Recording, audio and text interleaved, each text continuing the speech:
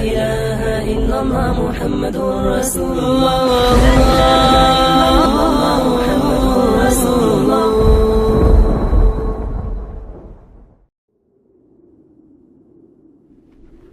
پیامبر صلی الله علیه وسلم هر ماه رمضان 10 روز را در اعتکاف می نشستند، اما در ماه رمضان سال دهم 20 روز در اعتکاف نشستند. اینچنین جبرائیل علیه السلام هر ماه رمضان می آمد و یک بار قرآن را به او می آموخت، اما در سال دهم جبرائیل علیه السلام آمده 2 بار قرآن را به او آموخت. برای چی چنین شد؟ وقتی که پیامبر صلی الله علیه وسلم در سال دهم هجری حج می کرد، یکی از وصیت‌هایش به مردم این بود: ای مردم، طرز انجام مناسک را از من آموزید، شاید سال آینده مرا وا نخورید. مثل که پیامبر صلی الله علیه وسلم به آنها چیزی را اشاره میکرد و خداوند آیه پره شدن دین را نازل کرد. در میانه روزهای تشریق خداوند این آیه ها را نازل کرد: اذا جاء نصر الله والفتح ورأيت الناس يدخلون في دين الله افواجا. هرگاه پیروزی نصیب شد و فتح آمد و خداوند نعمتش را پره گردانید، فسبح بحمد ربك واستغفر انه كان توابا. یعنی پیامبر صلی الله علیه وسلم حس کرد که این یک آگاهی از جانب خدا برای اوست، مثل که خداوند او را با این آیه ها یا با این سوره آگاه میکرد. وقتی که پیامبر صلی الله علیه وسلم از حج برگشت و سال 11 هجری درآمد، نشانه های زیاد آشکار میشد. پیامبر صلی الله علیه وسلم به نزد شهیدان احد رفت، نماز خواند و برای آنها دعای نیک کرد. سپس پس از چند روز شبانگاه همراه با ابو مویهبه به قبرستان بقیع رفت، برای آنها دعا کرده طلب آمرزش خواست. سپس با ابو مویهبه گفت: ای ابو مویهبه، برای من کلید خزینه های دنیا و جاویدانه ماندن در آن پیشنهاد شد و اختیار داشتم که بین این و ملاقات با پروردگارم یکی را اختیار کنم. ابو مویهبه گفت: پدر و مادرم فدایت ای پیامبری خدا، جاویدان ماندن در دنیا را اختیار کن. پیامبر صلی الله علیه وسلم با او گفت: نه ای ابو مویهبه، من دیدار پروردگارم را اختیار کردم، من دیدار پروردگارم را اختیار کردم. سپس پیامبر صلی الله علیه وسلم برگشت. نشانه ها، علامت هایی برای نزدیک شدن مرگ به نظر می رسید. پیامبر صلی الله علیه وسلم در آخرهای ماه صفر به سوی جنازه در بقیع رفت. در آن جنازه درد را احساس کرد. دردی سرش سخت شد، حرارتی بدنش بلند شد. وقتی که به خانه برگشت، عایشه رضی الله عنها را دید که از درد سر شکایت می کند. پیامبر صلی الله علیه وسلم به او گفت: من هم از درد سر شکایت دارم ای عایشه. و همین طور دردی پیامبر صلی الله علیه وسلم آهسته آهسته زیاد می شد.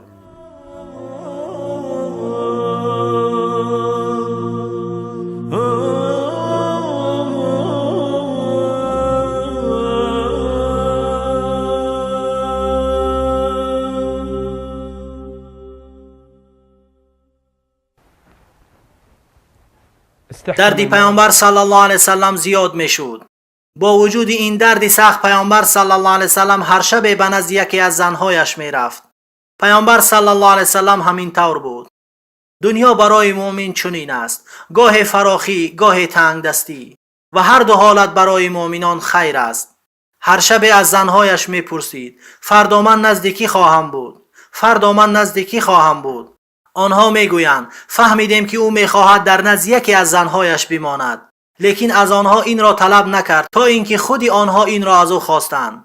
پیامبر صلی الله علیه وسلم به آنها گفت: دوست می دارم این بیماری را، این روزها و شبها را در نزد عایشه رضی الله عنها گذرانم، نزد دوست داشته ترین شخص برایش، نزد همسفر زندگیش. همه زنهایش اجازه دادند. اهل بیتش را صدا کرد: فضل ابن عباس، علی ابن عبدالمطلب را. پیامبر صلی الله علیه وسلم را می برداشتند. پایهایش باشد زمین را خط کشیده می رفت، سرش باشد پایین بود. این حال محبوب ترین مخلوقات نزد خدا بود. بهترین خلق نزد خدا از درد سخت به چنین حال افتاده بود. او را به خانه عایشه رضی الله عنها می بردند، به خانه عایشه رضی الله عنها آوردند. این مکان آخرین بود. پیامبر صلی الله علیه وسلم را در بستر گذاشتند. عایشه رضی الله عنها نزدش نشست. هیچگاه او را ترک نمی کرد. او قرآن را نزدش تلاوت میکرد، خداوند را دعا میکرد و در دستش دمیده در تن پیامبر صلی الله علیه وسلم میمالید. پدر و مادرم فدایش صلی الله علیه وسلم.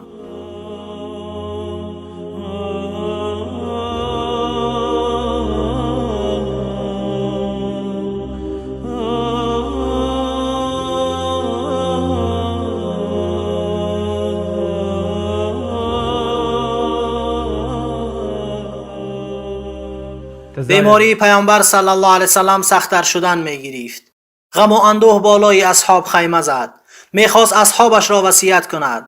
اهل بیتش را امر کرد تا با او آب بریزند. حرارتی بدنش بلند بود. بیماری زیاد میشد. پیامبران چنینند، به بلاهای سخت‌تر گرفتار میشوند. با پیامبر صلی الله علیه وسلم سطل آب را ریختند. سپس سطل دیگر را، سپس سطل سیومی را، همین طور 7 سطل آب ریختند تا اینکه گفت بس است، بس است. سپس پیامبر را برداشته به مسجد آوردند. در منبر شینانیدند. در کتفانش کرته آویزان بود. سرش بسیار درد میکرد و دردش زیاد میشد، لیکن باید آخرین وصیت را برای اصحاب میکرد. وقتا مردم در مسجد اطراف او جمع شدند، همه را غم فرا گرفته بود. به آنها وصیت کرد. خداوند را پندشان میداد. از جمله گفته هایش این بود: خداوند یهودیان و نصارا را هلاک سازد که قبرهای پیامبرانشان را مسجد قرار دادند. آگاه باشید، قبر مرا مکان قرار ندهید که عبادتش کنند. قبر مرا مکان قرار ندهید که عبادتش کنند. یعنی او از عبادت قبرها منع میکرد. سپس گفت قبر مرا عیدگاه قرار ندهید. به یکتاپرستی وصیت میکرد و آنها را از شرک باز میداشت صلی الله علیه و سلم. با وجودی درد زیادی که داشت، سپس گفت ای مردم، بینید که چی میگوید. کسی را در پشتش زده باشم، این پشتی من است. بیاید قصاصش را بگیرد. از مردم حلالی طلب میکرد. آبروی کسی را که دشنام دادم، این آبروی من است. از آن حقش را گیرد. از کسی مال گرفته باشم، مال من اینجاست، حقش را گیرد. این را برای کی میگفت؟ به اصحابش. سپس مردم را به انصاری ها وصیت کرده گفت در حق انصار از الله بترسید. در حق انصار از الله بترسید. مردم همه زیاد میشوند و آنها کم میشوند. از نیکی های آنها قبول کنید، از خطاکاری آنها گذرید. در حالت چنین وزینی اصحاب را وصیت میکرد. سپس آنها را خبری داد، مثل که آنها را آماده میکرد. گفت بنده ای را خداوند ذوالجلال بین زیبایی دنیا که اگر هر چی خواهد با او میدهد و بین آنچه که نزد اوست اختیار گذاشت. نگفت که من. آن بنده آنچه نزد خدا بوده را اختیار کرد. یک مرد از میان قوم گریست. مردم نگاه کردند که کی باشد آن مرد. او ابوبکر رضی الله عنه بود. ابوبکر رضی الله عنه فهمید، درک کرد که مقصد از آن بنده پیامبر صلی الله علیه وسلم خودش است. اینجا ابوبکر رضی الله عنه گفت پدران و مادرانمان فدایت ای پیامبری خدا. صحابگان نمیدانستند که ابوبکر چرا چنین میگوید. پیامبر صلی الله علیه وسلم گفت با اعتمادترین شخصیت برای من در رفیقی و اموال ابوبکر است. اگر به من اجازت می بود که بجز الله کسی دیگری را نیز دوست انتخاب نمایم، ابوبکر را انتخاب می نمودم. اما برادری دینی ما کافی است. در مسجد بجز در ابوبکر امکان بستن تمامی درها وجود دارد. سپس پیامبر صلی الله علیه وسلم به خانه اش برده شد. شنید که مردم درباره امیر شدن اسامه ابن زید بر لشکری که باید به سوی شام میرفت سخنها میگویند. مثل که برای آنها این وزنین افتاد که چگونه اسامه ابن زید با وجود خرسال بودنش امیر ما در جنگ می شود. مردم را جمع کرده گفت شاید شما در امیر شدن اسامه ابن زید زید هستید، مثل که در امیر شدن پدرش نیز زید بودید. سوگند به خدا که او برای این آفریده شده است. قسم به خدا که او مستحق این است چگونه ای که پدرش مستحق بود. سپس پیامبر صلی الله علیه وسلم را برداشته به خانه اش بردند. این چه غمی بود که آن روز همه اصحاب را فرا گرفته بود. آن روزی چهارشنبه ماه ربیع الاول سال 11 هجری بود که پیامبر صلی الله علیه وسلم برآمد و این وصیت ها را کرد. شاید این آخرین باره باشد که پیامبر صلی الله علیه وسلم در بالای منبرش میشیند. شاید این آخرین وصیت عام برای اصحابش باشد. مردم نمیدانستند، مردم حس نمیکردند. غم و اندوه دلهای آنها خانه های آنها را پر کرده بود.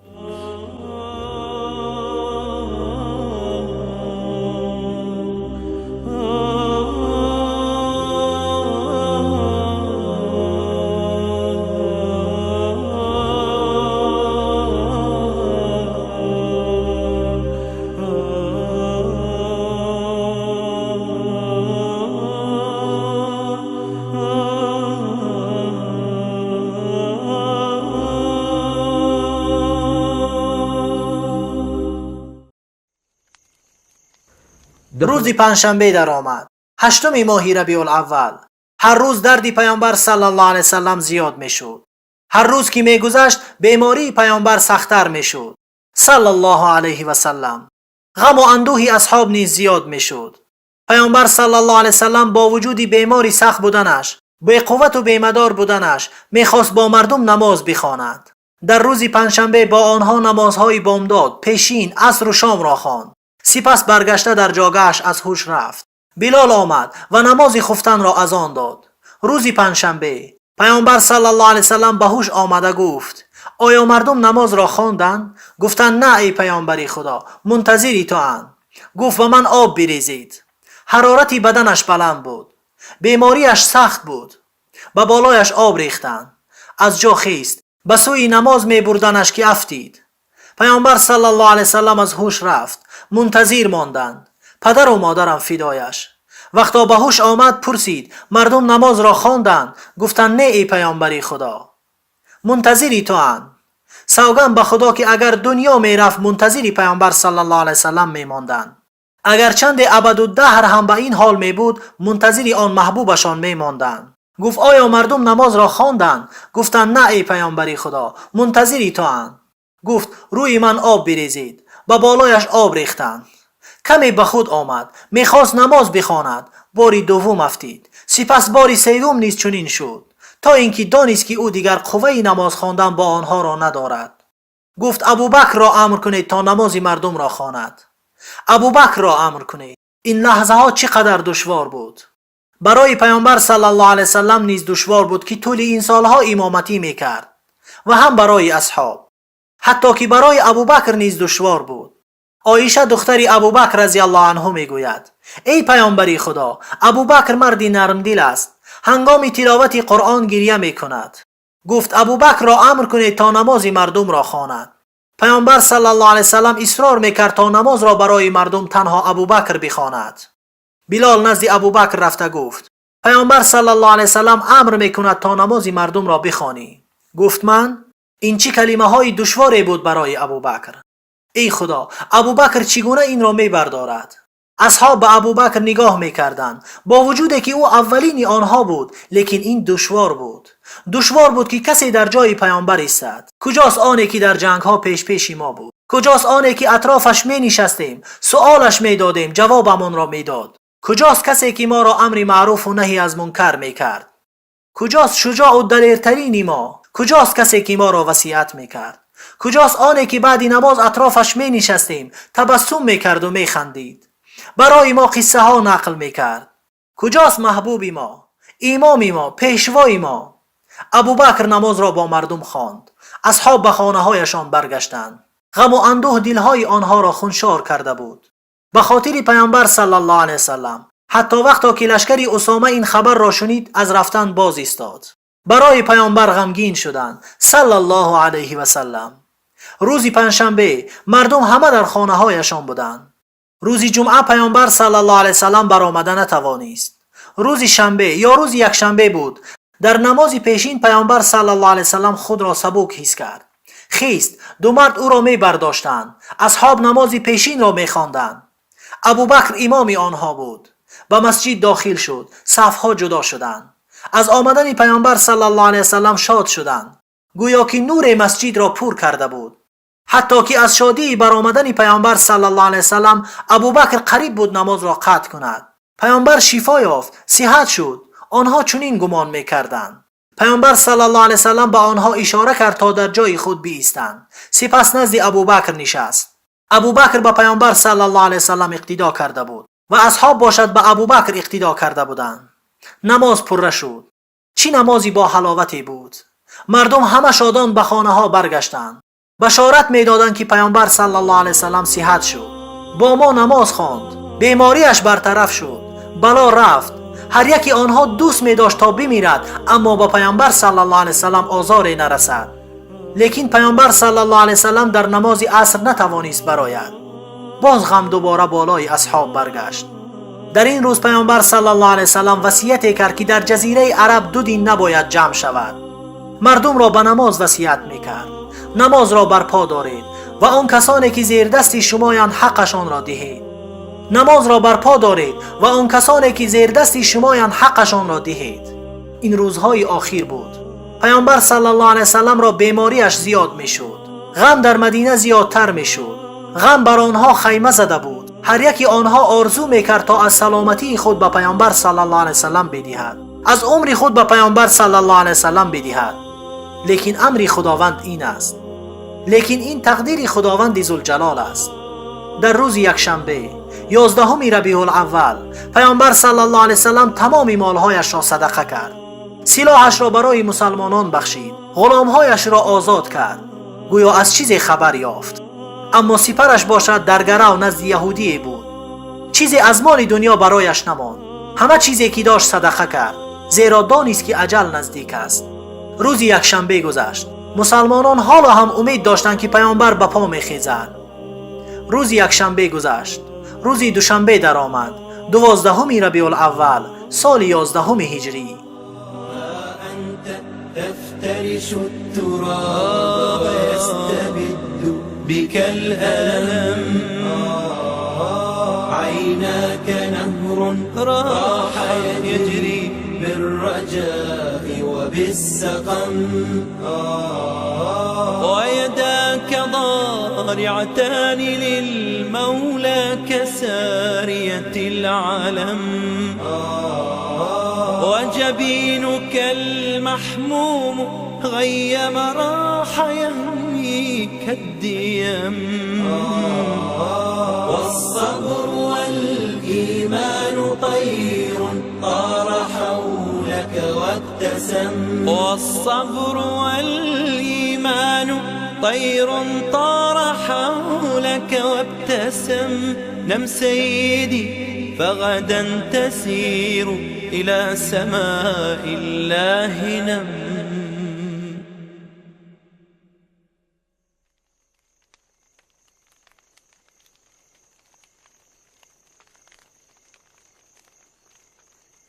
مسلمانان نمازی بامداد را می‌خواندند. امامشان ابوبکر صدیق رضی الله عنه بود و پیامبرشان، امامشان، پیشوایشان در بستر بیماری بود. به نزد آنها برآمدن نمی‌توانست. پیامبر صلی الله علیه وسلم ناگاه از جاگه‌اش خیست.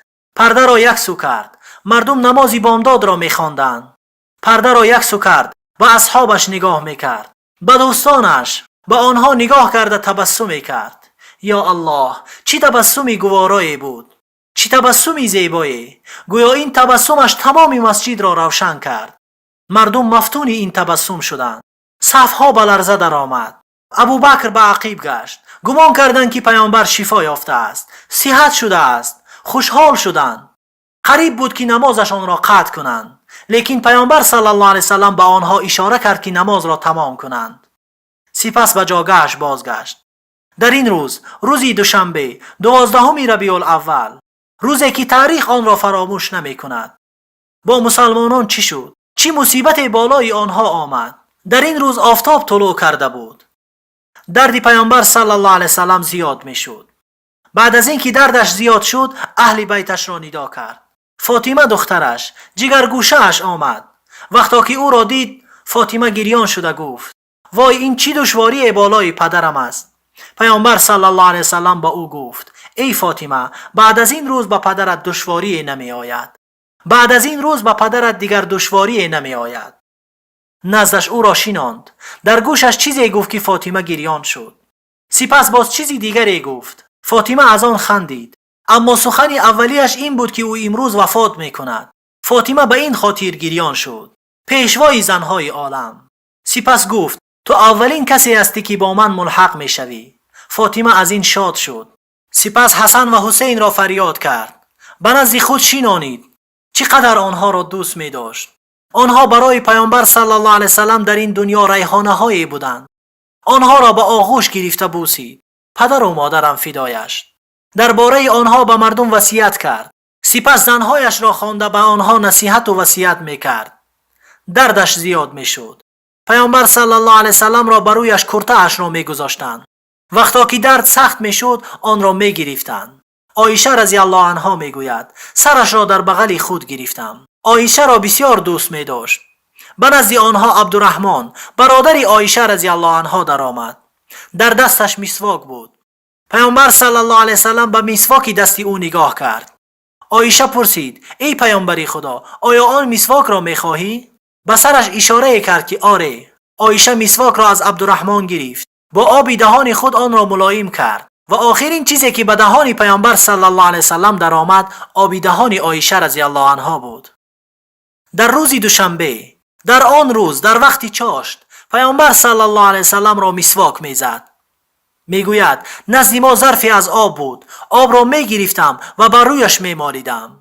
و پیامبر صلی الله علیه وسلم میگفت: لا اله الا الله، مرگ سختی های دارد. لا اله الا الله، مرگ سختی های دارد. سپس عایشه رضی الله عنها میگوید: با او نگاه کردم که به سقف خانه مینگریست. انگشتش را به سوی آسمان برداشته گفت: بلکی رفیق اعلی، بلکی رفیق اعلی، بلکی رفیق اعلی. عایشه رضی الله عنها میگوید: خداوند جان او را گرفت. يا أيتها النفس المطمئنة ارجعي إلى ربك راضية مرضية فادخلي في عبادي وادخلي جنتي. وقتا که عایشه رضی الله عنها یقین کرد که پیامبر صلی الله علیه وسلم در حقیقت وفات کرده است، او را در جاگهش خوابانید و رویش را پوشانید. پدر و مادرم فدایش صلی الله علیه و سلم. أغمض عيونك يا حبيبي واصعد كنهر من طيوبي وانشر عبيرك في سماء الله من مسك وطيب. أغمض عيونك يا حبيبي يا حبيبي واصعد كنهر من طيوبي وانشر عبيرك في سماء الله من مسك وطيب. واترك عيون الناس تهمي كالغمام على الدروب. صلى عليك الله يا من كنت نورا للقلوب. واترك عيون الناس تهمي كالغمام على الدروب. صلى عليك الله يا من كنت نورا للقلوب.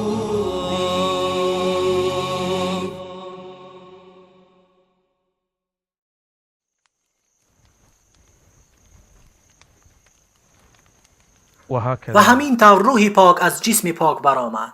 همه چیز تمام شد. آره، همه چیز تمام شد. رسالت را رسانید، تبلیغ کرد، امانت را ادا کرد، امت را نصیحت کرد.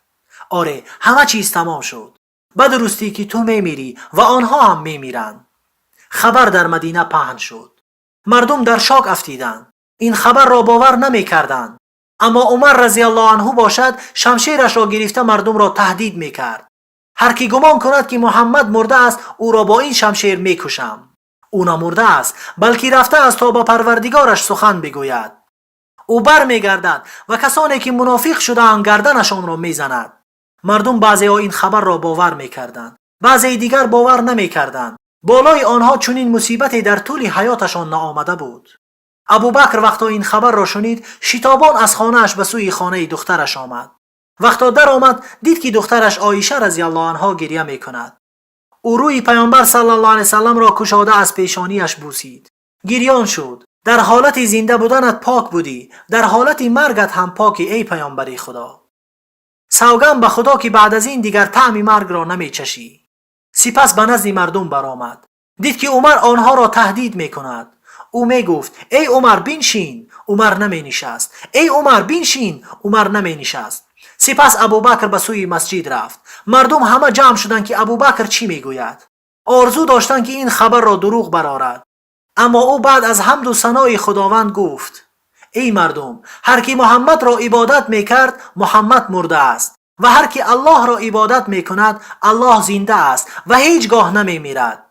اینجا او این سخن خداوند را خواند: وما محمد إلا رسول وما محمد إلا رسول قد خلت من قبله الرسل أفإن مات أو قتل انقلبتم على أعقابكم ومن ينقلب على عقبيه فلن يضر الله شيئا وسيجزي الله الشاكرين. ابن عباس رضی الله عنه میگوید گویا این آیه را ما بار اول بود که میشنویم، اما عمر باشد میگوید وقتا این آیه را شنیدم به زمین افتاده گریه میکردم. مردم همه گریان شد. برای این امت مصیبت بزرگتر از مرگ پیامبر خدا نبود. دوست داشته ترین مردم برای مردم این آیه را در کوچه های مدینه به یکدیگر میرسانیدند. وما محمد إلا رسول قد خلت من قبله الرسل أفإن مات أو قتل انقلبتم على أعقابكم ومن ينقلب على عقبيه فلن يضر الله شيئا. این آیه را در کوچه ها، در خانه ها می‌خواندند. همه خانه های مسلمان ماتم خانه شده بود. همه اشک می‌ریختند. دلهای همه پاره شده بود. تاریکی مدینه را فرا گرفت. چی غمی بود که بالای مسلمانان خیمه زده بود. چی مصیبتی به آنها آمد. فاطمه گریان شد. دخترش، سرداری زنهای عالم، وقتا این خبر را شنید گفت وا پدرم، دعوت خداوند را قبول کردی. وا پدرم، جنت الفردوس مکانی توست. این یک مصیبتی بزرگ بود. همین طور همه چیز تمام شد. نبی رب العالمین الصادق الهادي الأمين الطاهر الدمث الذي للحق صار معلما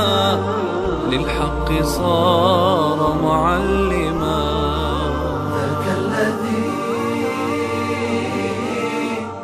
رب العلا. تمام مدینه را غم فرا گرفت. بعد از اینکه مرگ پیامبر صلی الله علیه وسلم را یقین کردند، غم و اندوه در آنها زیاد شد.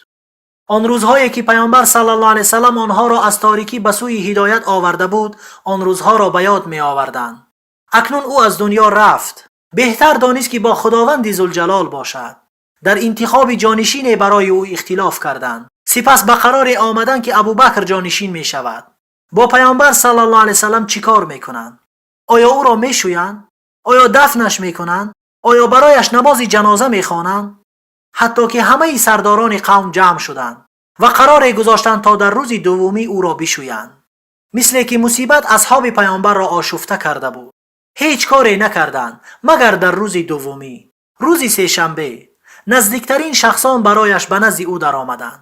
عمکش عباس، علی ابن ابو طالب، پسران عباس فضل و قسم، اسامه ابن زید یکی از غلامانش. به نزدش در آمده او را شستند. ای الله، چگونه طاقت میکردند که پیامبر صلی الله علیه وسلم را در این حال میدیدند. او را 3 بار شستند. سپس او را در 3 پارچه از متاع سفید یمنی کفن کردند. سپس او را گذاشتند. مردم 10 نفر می آمدند بر او نماز می خواندند. از صبح روز سه‌شنبه تا آخر شب با او نماز خواندند. روز چهارشنبه بود. مردم با او نماز می خواندند. گریه و غم و اندوه زیاد می شد. سپس در مکان دفن پیامبر اختلاف کردند. ابوبکر رضی الله عنه گفت شنیدم که پیامبر صلی الله علیه وسلم می گفت هر پیامبری که وفات کند او را در جایی که وفات یافته است می گرانند. جایگاهش را یک سو کرده برایش قبر کندند. سپس لحدی کندند. بعد از این جسم پاک را در آنجا گذاشتند. فاطمه رضی الله عنها گریان شد. گفت شما چه خیل دلهایتان می شود که برای پیامبر خدا خاک می پاشید. چه خیل دلهایتان می شود. می گفتند سوگند به خدا که دلهایمان نمی خواهد این را.